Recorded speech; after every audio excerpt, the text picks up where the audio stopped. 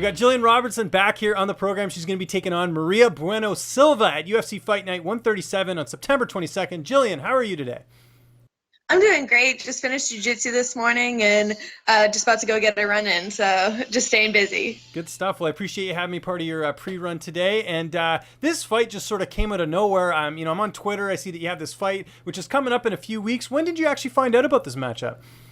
I actually just found out about it last week, so it came out of nowhere for me too. I was asking for it if I just kept on asking for it on Instagram, and it's definitely sooner than I expected, but I'm ready for it and I'm excited. Yeah, I was a little surprised they didn't book you sooner. Just with the win you had in your last fight, you went into enemy territory, you got the big win. A lot of people counting you out, and you ended up coming out victorious. Were you surprised that it took this long to get a fight?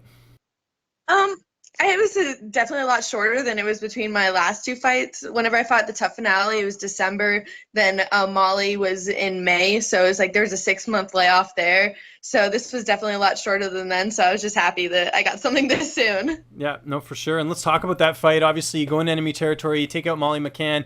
That must have been, a real satisfying victory in your career, just with the fact that you did it in someone else's backyard, and people were counting you out in that one.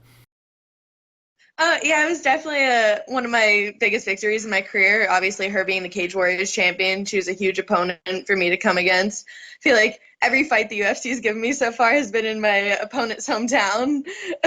And this next one's not any different. I'm going into my opponent's backyard. All her fights have been in Sao Paulo before, and we're going into Sao Paulo to fight. So I think it's just the same situation I'm getting thrown into again. Yeah. Are you like, what's going on here? I thought you guys liked me. Why am I having to go into someone? Well, I guess the good news is, though, you are getting a lot of frequent flyer miles, right? Like, you get to travel a lot, which is kind of cool.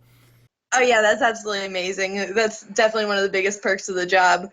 I want to walk in the cage one time without getting booed. Yes, exactly. Yeah, it would be nice.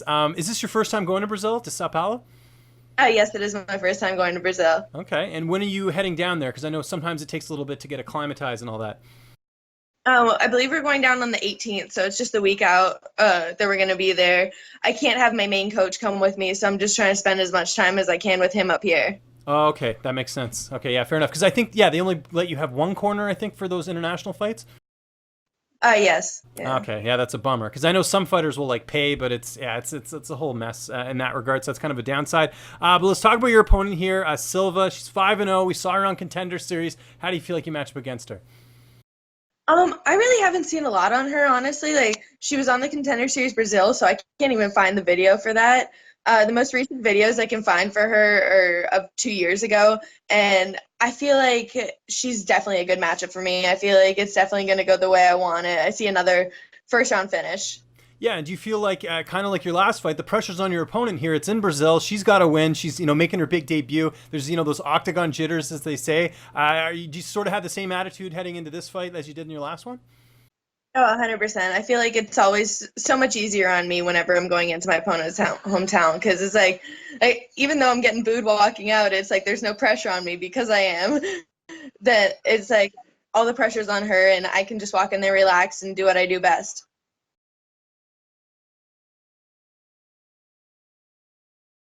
Have you talked to any other fighters about what it's like competing down there? Just because I know it's kind of foreign to people out here in North America.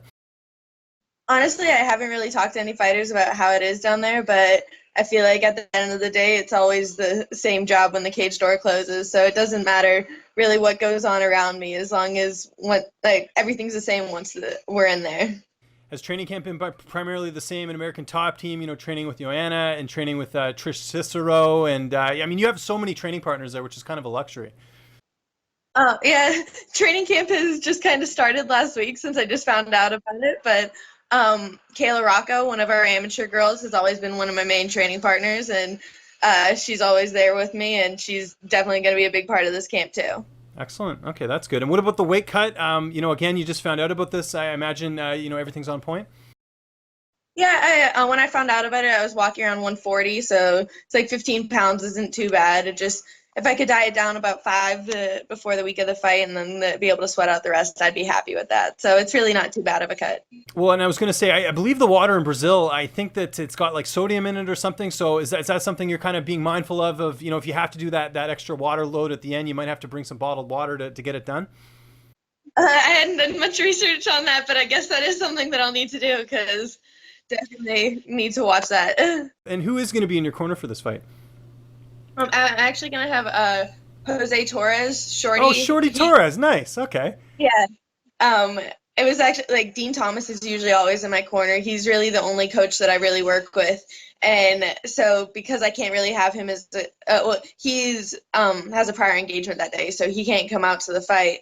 So I was just looking for someone who can be a good training partner, really able to help me warm up, get ready for the fight, and also like fight week because we're going to be out there for a week. So someone just to get me to work for a week. And I feel like Shorty's perfect for mimicking people. He's the perfect partner. Yeah, and he's also just a fun guy to be around. I don't think I've ever seen that guy upset. Like any interview, any like fight, anything like that. He's always so like just a happy-go-lucky guy. I don't know how he does it, but must be pretty cool to train with him. Yeah, he's definitely the best. Always like it, he's so great to work with, but it's also he's so willing to help. He's always willing to give to you. It's awesome to have a teammate like that. Yeah, that's awesome. How do you see this fight playing out in the 22nd? Are we going to see another finish? That seems to be the theme in the last couple fights of yours. Oh yeah, that'll be the theme in a lot of my fights. My goal is to get in and out of there as fast as possible and take as little damage as possible. So it's like that's how it's gonna go. I'm gonna be able to get in there, get my takedown, finish it on the ground, and get paid. Where do you feel like a win puts you here? I mean, you've been on quite the roll lately. It's a relatively new division. Do you feel like you would sort of propel you up the rankings? Oh, I definitely feel like it'll propel me up the rankings. I'll be the first girl in the 125-pound division to have 3 wins and 3 dominant submission victories. And I feel like I'm definitely going to at least be ranked. I think I'm like number 16 right now. So I'll at least get up there and then probably looking at a ranked girl for my next fight. I like it. I know you were on vacation recently in Italy, I believe. Is that where you were? Yes, I was in Rome helping Nicole Desenghi get ready for her Cage Warriors fight. Oh, gotcha. Okay, that's cool. But I saw you got to enjoy some of the sights and everything. How was that trip getting to go down there? Oh, it was absolutely beautiful out there. I loved it so much. And it's like just there's no ways to describe being in front of the Coliseum or like it's just absolutely stunning. And then just being able to train out there is even better. Yeah, where were some of the places you got to train? Because like you said, you were helping your friend out there. But what gyms did you hit? She trains at Gloria Fight Center out there. They have Alessio Di Chirico and Carlo. He's coming. He's going to be on the card with me in Brazil. He's the co-main event, I believe. And so they have 2 UFC fighters out of there, and they're just great people and a great gym to be around. You know. Do you speak any Italian? Not really. So how did I guess they must speak English then, right?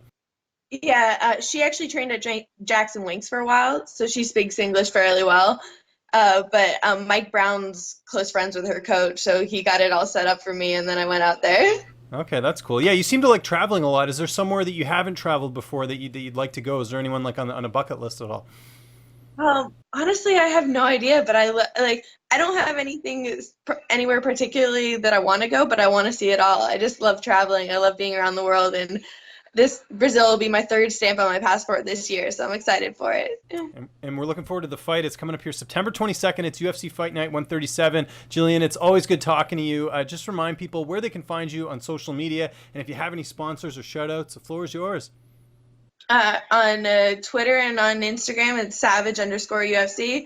And I can't really think of anything. I guess that's it.